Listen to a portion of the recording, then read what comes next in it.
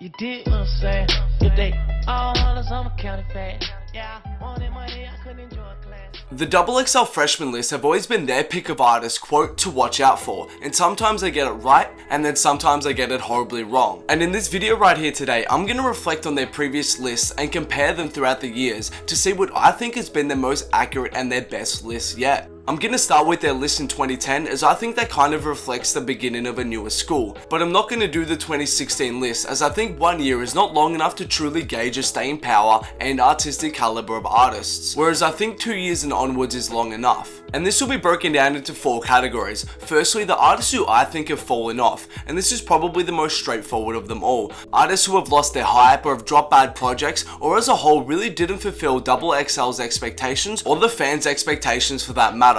And secondly is that people have fulfilled their potential. Certain artists XXL put on the list, but they don't expect for them to be huge commercially, but instead they expect for them to steadily grow, drop great music, and have the respect of the genre. Think of Vince Staples. Nobody really expected Vince to be running the mainstream, but XXL probably thought, hey, this is a guy with mass potential and he could drop great bodies of work and be a standout artist, and that's exactly what he's done. So even though he's not commercially relevant, he's fulfilled his potential. And thirdly, we have top 20 artists, and these artists have quite big fan bases, they may be commercially relevant, and they may have had a few hits, but if you had to put them in an objective list of people who are running the game right now, they wouldn't really be in strong contention for a top 5 spot. And that brings us to our last category, top 5. And just to be clear, these aren't my personal picks of the top 5 right now, but really these are just people who could be considered top 5 when you really look at their place within hip hop as a whole. They're figureheads within the scene, icons even, and it might be great projects or countless hits, but there's no real defining factor when it comes to these people. And that's it right there. I think it was important to establish some way of breaking down these lists before we jump right in, or else it would have gotten far too messy. But enough talking about it, and let's dive right in. Who the fuck picked this little sorry ass beat? And firstly we kick it off with 2010, and in our top 5 we have J. Cole, in our top 20 we have Wiz Khalifa and Big Sean, in our potential category we have Freddie Gibbs and J. Rock, and lastly in the far off category we have Pill, Nipsey Hussle, Fashawn, Donis and OJ the Juice Man. And moving on to 2011, in our top 5 we have Kendrick Lamar, in our top 20 we have Meek Mill, Mac Miller, YG and Yellow Wolf, in our potential category we have Big Crit and Lil B, and in our fallen off category we have Sci-Hi the Prince, Lil Twist, Fred the Godson and Diggy Simmons.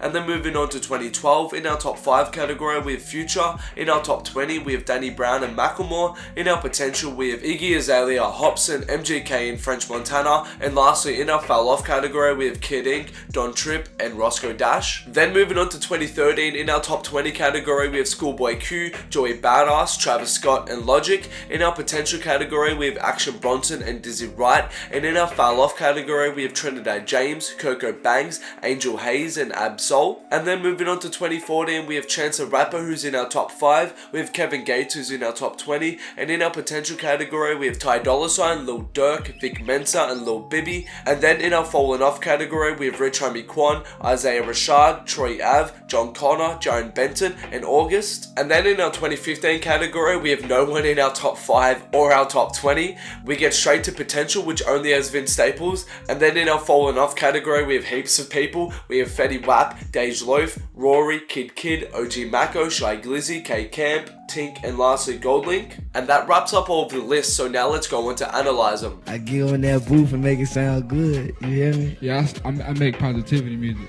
the opposite of 21. And as you can tell from the stats, we can already eliminate 2014 and 2015 simply because too many of the artists are already irrelevant for them to be good lists. And to be honest, XXL really take the L on those lists, especially 2015 with the amount of artists who were already irrelevant considering that was only 2 years ago. And moving on, we go to 2012, and although the stats are up there, just look on the names on it: Iggy, French, Macklemore, MGK and Hopsin. And although they deserve the spots that I gave them, their names don't really hold any weight within the culture at large. Like, drop the names MGK, Iggy Azalea or even Hopsin in a conversation with your average hip hop head and they're gonna give you a weird look. They're viewed as corny and as a joke within the culture, and although this may seem like a non-issue, to me it's quite an important point to consider. Think of it, if you want a list that represents the culture and 4 artists from the list are viewed as corny or as a joke, I think it takes away from the list. And secondly, Hopsin, Macklemore, MGK and Iggy are all yet to drop well-respected projects projects that are put on a pedestal and are in those potential classic conversations. So I think 2012, aside from Future and Danny Brown, suffers at the hands of a weak discography, whereas compared to 2011 and Kendrick, YG, Mac Miller, Lil B and Big Crit all have potential classic projects. So, for those two reasons, I don't think 2012 is a standout list. And next up to get rid of is 2013, and the issue with this list for me is you can't really see any of them running the game like a Kendrick or Cole.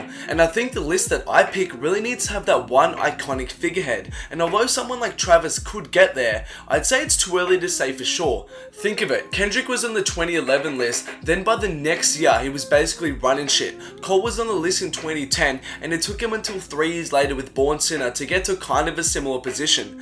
And it's now 4 years after the 2013 list, and I don't see any of those artists having the projects, message, or image to really get to that superstar place like a Kendrick. Although Travis does have a classic in my opinion with the Rodeo, I don't know if he can get to that same position as a Kendrick. And then that leaves us with 2 years, 2010 and 2011, both of which have an artist who is running the game right now in Cole and Kendrick, so they kind of cancel each other out, and then we move on to the top 20, and compare 2010's Big Sean and Wiz Khalifa with YG, Mac Miller, Yellow Wolf and Meek Mill, and I think 2011 takes the cake. They all kind of have a similar commercial relevance, but more importantly is the quality and the respect they have in the game. Mac Miller is only improved after the list, and that Macadelic, Watch Your Movies, Delusional Thomas and Faces era is iconic. And Meek Mill, minus the whole Drake saga, has dropped 2 back-to-back greatly received albums, and then you add in YG, who has dropped 2 back-to-back extremely well received albums, and 2011 has a lot going for it, whereas comparably, although Big Sean has improved,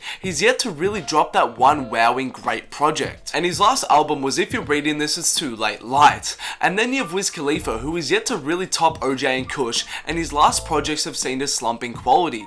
Then you move down to the potential tier, and I think 2011 and 2010 are kind of similar here. Gibbs and Crit are kind of similar in a sense, in how they are both widely respected in the underground and have dropped consistently great projects. Then you have J-Rock and Lil B, who have kind of faded off from their initial hype, and for the most part stay pretty low-key right now. So the potential and top 5 tiers are both stalemates, but I think the top 20 tier is where 2011 really edges out 2010 by having much better artists as a whole who have not only improved but have been able to deliver on their hype and drop consistently great projects. But where does that leave us though? Well, all in all, I think 2011 was a better list. You have such different and diverse underground reach with Big Crit and Lil B, you have that mainstream relevance with Mac Miller, YG, Yellow Wolf and Meek Mill, who all importantly make such different type of music and reach such different audiences, and last but not least, you have that one superstar figurehead in Kendrick Lamar to top off the list. So all in all, a really well-rounded list from my perspective. But this is just my opinion. What do you guys think of the video, and what year do you guys think is the best? Thanks a lot for watching. Please like, subscribe and follow me in all social medias for more. Look, I got my own shit. Sniper game. That's me. I'm the boss of that. I own that trademark copyright.